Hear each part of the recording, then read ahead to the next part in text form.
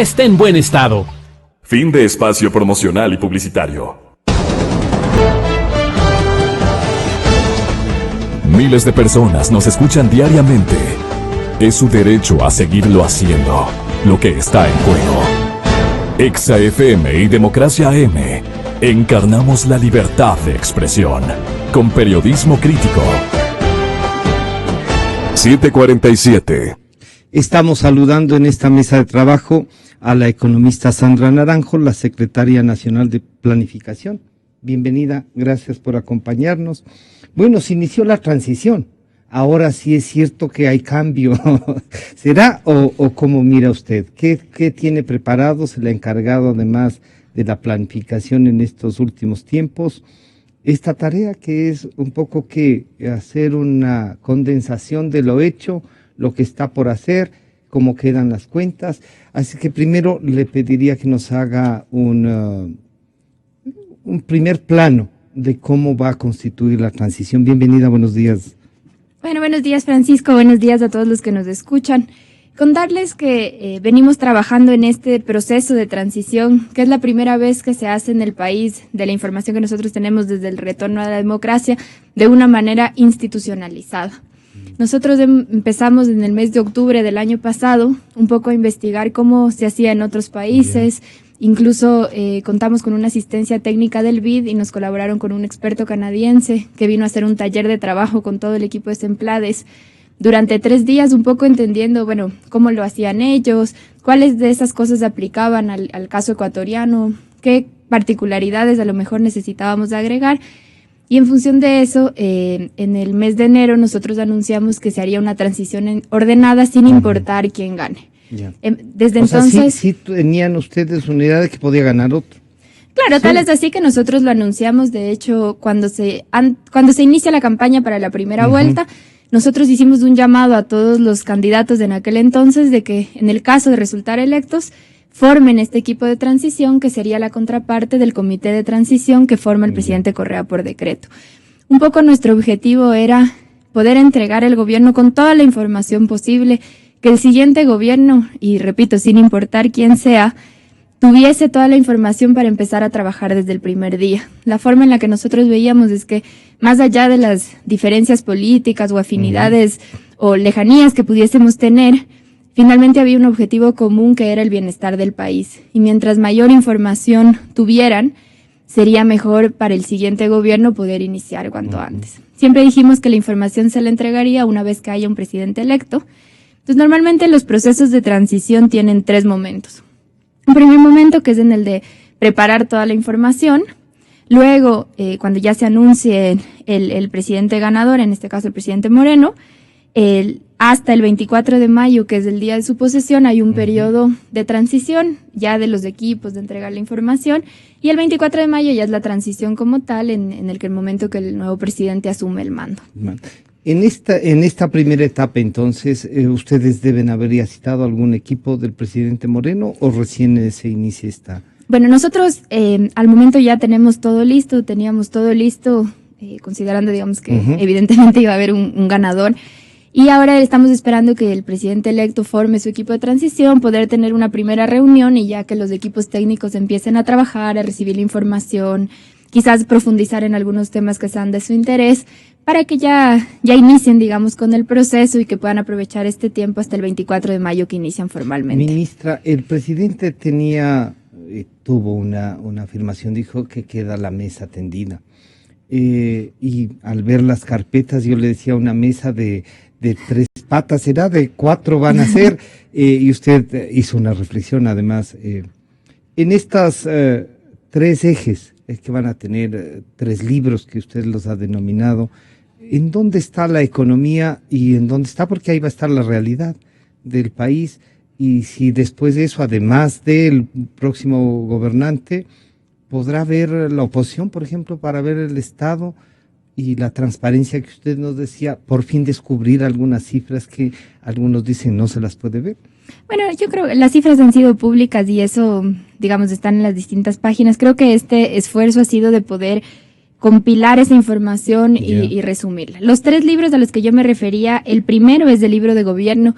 Se trata de dar una visión panorámica y estratégica de la función ejecutiva. Entonces ahí encontramos cosas, por ejemplo, como el informe de los 10 años de labores, que incluye lo que se ha hecho bien, los retos que quedan pendientes, una visión, digamos, más amplia, resumida de lo que sucedió. Luego está un resumen de la evaluación del plan de desarrollo, está el ciclo del presupuesto, planificación, y hemos hecho un capítulo especial de la institucionalidad del Estado. Nos parecía importante explicar por qué se hizo la estructura que se hizo, por qué había secretarías, qué hacían los ministerios, qué hacía una agencia de regulación y control.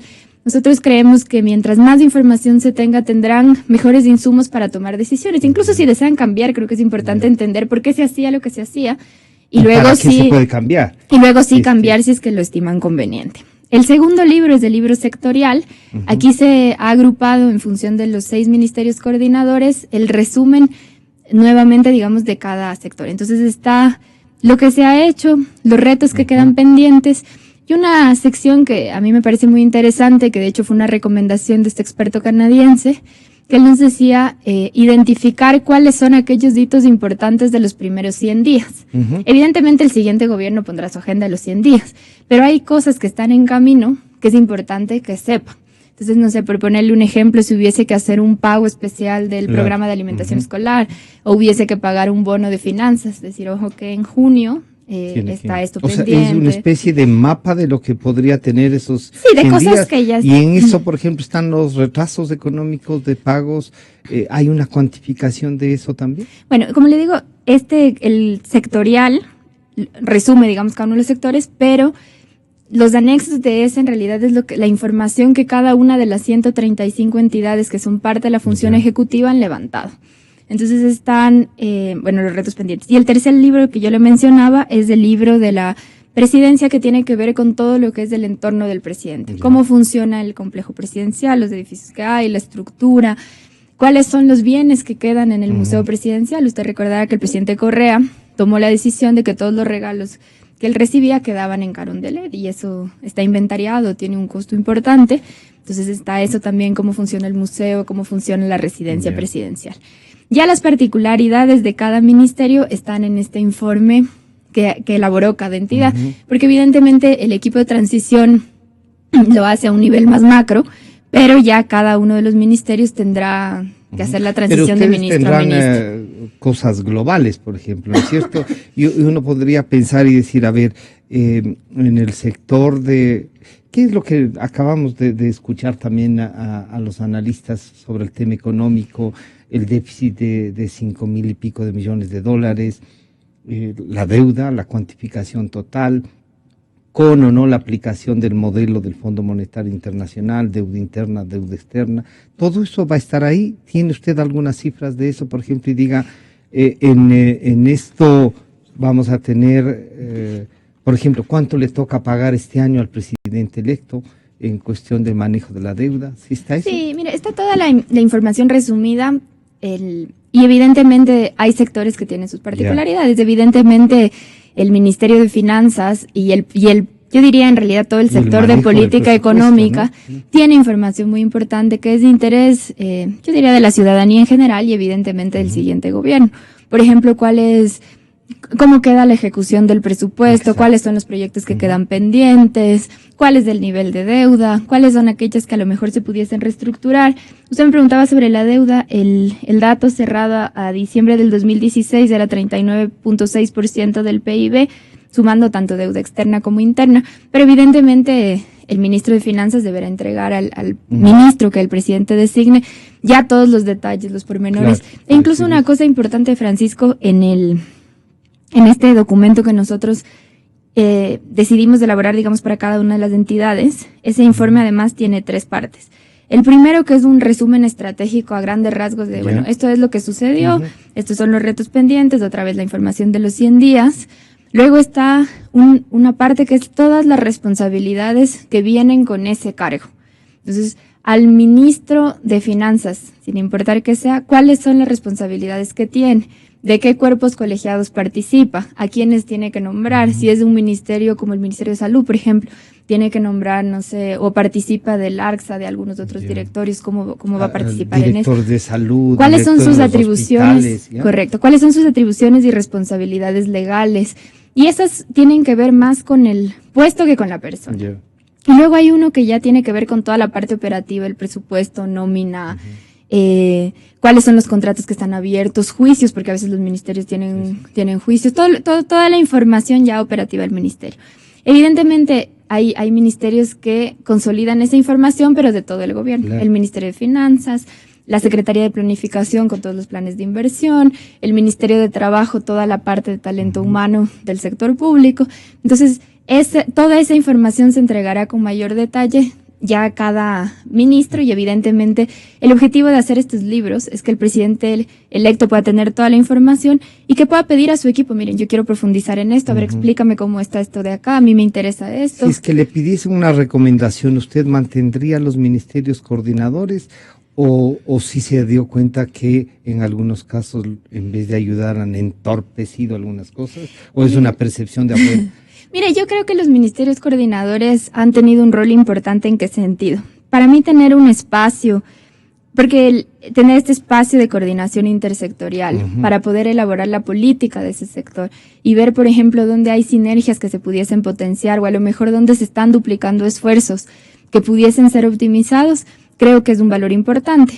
Una cosa que a lo mejor la ciudadanía no necesariamente conoce es que, por ejemplo, cuando se aprueban los proyectos de inversión, los planes, las agendas sectoriales, se hacen a través del Ministerio Coordinador. Ese es un primer filtro que pasa. Entonces, el Ministerio Coordinador puede decir, no, mira, tú me estás pidiendo para este proyecto, pero salud tiene algo similar, entonces pónganse de acuerdo o hagamos algo en conjunto. Pero no era eso una tarea de Semplades. A eso voy. Entonces, porque si no uno dice, ¿y a qué rato llegan a Semplades para que les autorice? Bueno, a eso voy. Entonces, el primer filtro es del Ministerio Coordinador. Y luego está Semplades que ve en cambio todos los sectores, porque si bien, digamos, el Ministerio Coordinador ve su sector, también hay cosas que se cruzan entre sectores. Entonces, esta visión más amplia, ahí es donde llega Semplades. Entonces, creo que es un valor agregado. Evidentemente, y como en todo en la vida, yo creo que uno debe seguir mejorando, fortaleciendo. Y creo que cuando uno termina un periodo de gobierno y empieza otro, también es una oportunidad para hacer una pausa forzada y decir, bueno, a ver, esto hice bien, esto no lo hice tan bien. Y bueno, yo estudié administración pública, es una de las cosas que me apasiona, el fortalecer la capacidad del Estado. Y yo, por ejemplo, estoy convencida de que hacer esta evaluación y autocrítica, que es un poco el esfuerzo que nos había pedido compilar y poder entregar al siguiente gobierno, de decirle con absoluta franqueza, mira, esto de aquí que hicimos estuvo bien, nos dio excelentes resultados, esto de acá tratamos y creo que se pudo mejorar, o esto es lo que aprendimos, porque cuando uno tiene más experiencias cuando se termina. Claro, sí. Entonces, poderles transmitir eso para que ojalá lo puedan hacer mejor que nosotros. Esto en lo que ustedes se han equivocado, ¿lo harán público o solo les van a contar en reserva a los que vienen, que van a ser un poco compañeros de ustedes mismos, no? Bueno, mire, lo hemos hecho en dos formas. Todos los informes, como yo le decía, plantean cuáles son los retos pendientes, pero evidentemente ya los equipos tienen que profundizar y un poco encontrar respuestas a esos retos pendientes, porque no es solamente decir esto está mal, sino es, bueno, dado que esto se puede mejorar, ¿cómo lo voy a hacer? ¿Qué debería ser distinto? A lo mejor fue un tema de, no sé, de recursos, fue un tema de falta de tiempo, fue un tema de que ya en el ejercicio nos dimos cuenta que hacía falta fortalecer ciertas estrategias e ir ajustando para poder alcanzar los resultados deseados. El tamaño del Estado, con esta cantidad de ministros, ¿ustedes se animaría a hacerle una recomendación al presidente electo y decirle, tengo la impresión de que por aquí no nos fue tan bien y hay que eliminar esto para también agilizar el Estado? Sí, mire, yo creo que el tener la institucionalidad que corresponde para poder lograr los objetivos es fundamental. De hecho, una parte importante que nosotros le dimos de estos 10 años fue precisamente el fortalecer la institucionalidad estatal. En 2007, que se recibió el gobierno, habían 204 entidades de la función ejecutiva. Hoy en día son 135.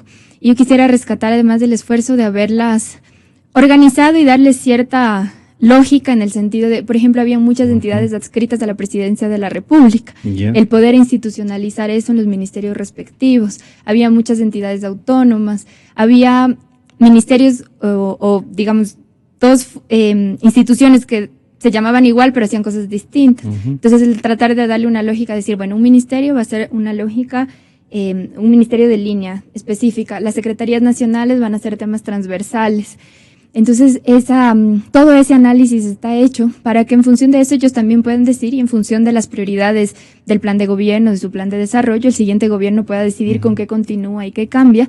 Pero sí creo que se ha hecho un ejercicio muy valioso, como le digo, el pasar de estas 204 entidades a las 135. Fue también el sentarse, el ver, bueno, cuáles son las atribuciones que tenían, cómo las voy a pasar, cómo las voy a optimizar. Y creo que se debe continuar con eso. Queda la sensación, en cambio, de fuera de que, como usted nos dice, son 135, y nos queda la sensación, solo los ministros, y uno ve, antes de los 14 ministerios máximo, el más grande tenía 2 subsecretarios, y ahora tenemos subsecretarios hasta en la sopa. ¿Cómo hacemos para que no tengamos tanto, o es necesario? Yo por eso empecé diciéndole, yo creo que mi primera recomendación al siguiente gobierno y en general, que yo siempre le digo a mi equipo, primero entendamos lo que está. Yeah. Cuando tengamos eso claro, vemos si es o no compatible con nuestros objetivos y ahí cambiamos, porque cambiar por cambiar.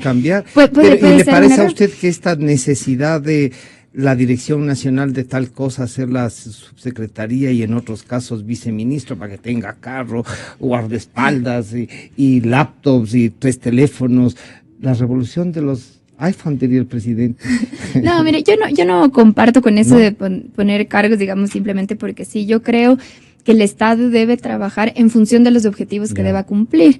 Por ejemplo, la mayor, o por decir la totalidad, digamos, del incremento de funcionarios públicos que ha habido en estos 10 años, ha sido precisamente en las áreas donde se fortaleció la presencia del Estado, en salud, en educación, policías, en Fuerzas Armadas y en el área judicial.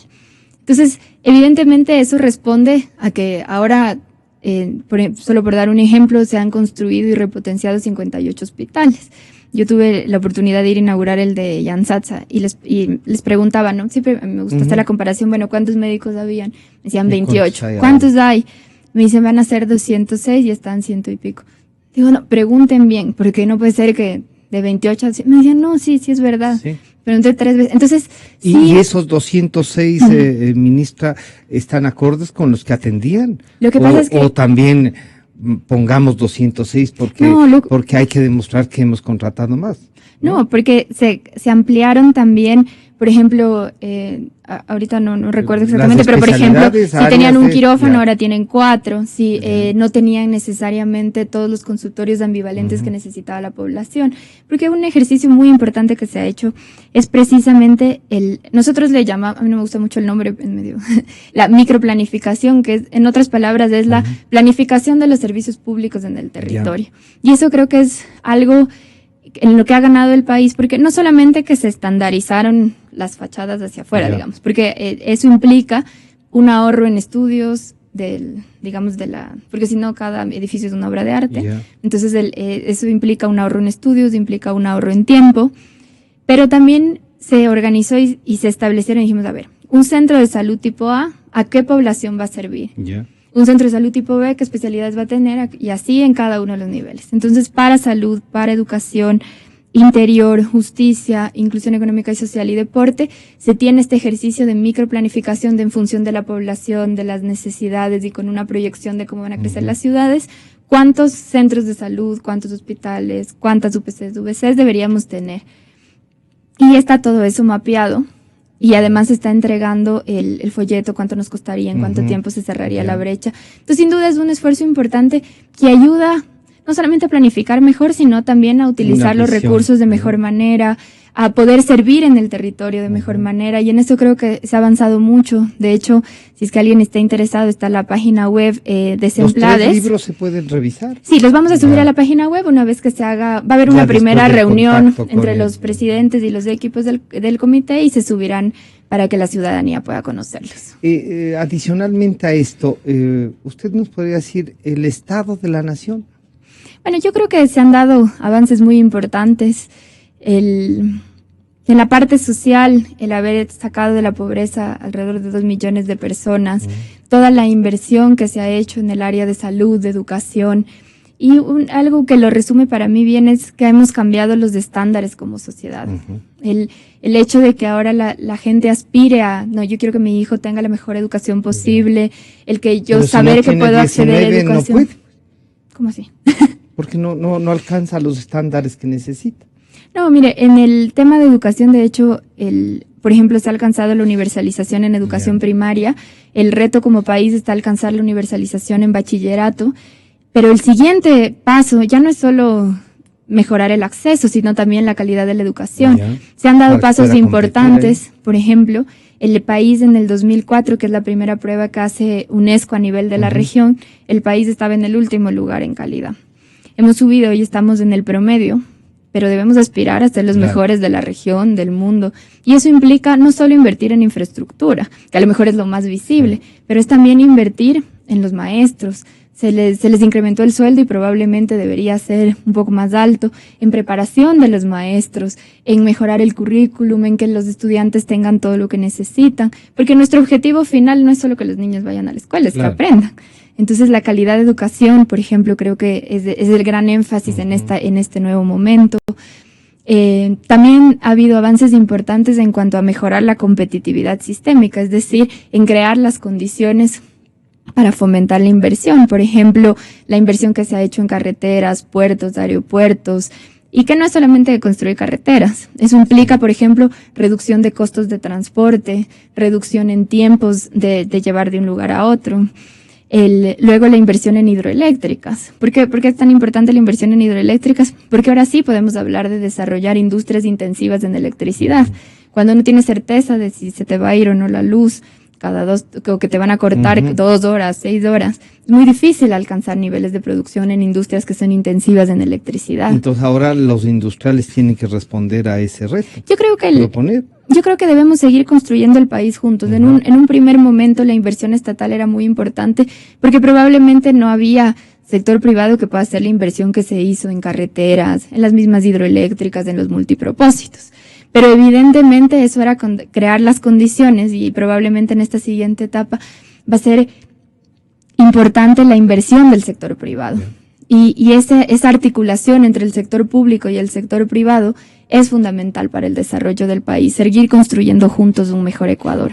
Sandra, ¿habrá la posibilidad de que permanezca usted en el gobierno? ¿Ha pensado en eso? ¿Le van a... ¿Cómo se llevaba con Moreno? Quiere que le sea absolutamente sincera. Ahorita estoy con tanto trabajo que es mi principal preocupación, terminar todo lo que tengo que hacer, entregar todo como corresponde. Nosotros estamos cerrando no solamente toda esta etapa de transición, pero también los informes, el poder consolidar estas experiencias y decir, bueno, esto de aquí nos fue bien, estamos en el camino correcto, acá hay oportunidad de mejora. Y quisiera aprovechar, Francisco, para agradecer públicamente a todos los equipos de los ministerios, de los ministros que nos han ayudado a consolidar toda esta información y al equipo de Semplades que ha venido trabajando todo este tiempo incansablemente. Y creo que todos tenemos un objetivo común, que es que esto sirva para el bienestar del país. Yo quiero agradecerle por acompañarnos y vamos a esperar también, después de que entregue eso, la posibilidad de revisar y de encontrar las cosas. Muchas gracias por Gracias también, Francisco. Enseguida estamos ya con la doctora Paulina Araujo y la doctora María Arboleda. El tema la Comisión Anticorrupción. Muchas gracias nuevamente. Muchas gracias también. Yo creo en la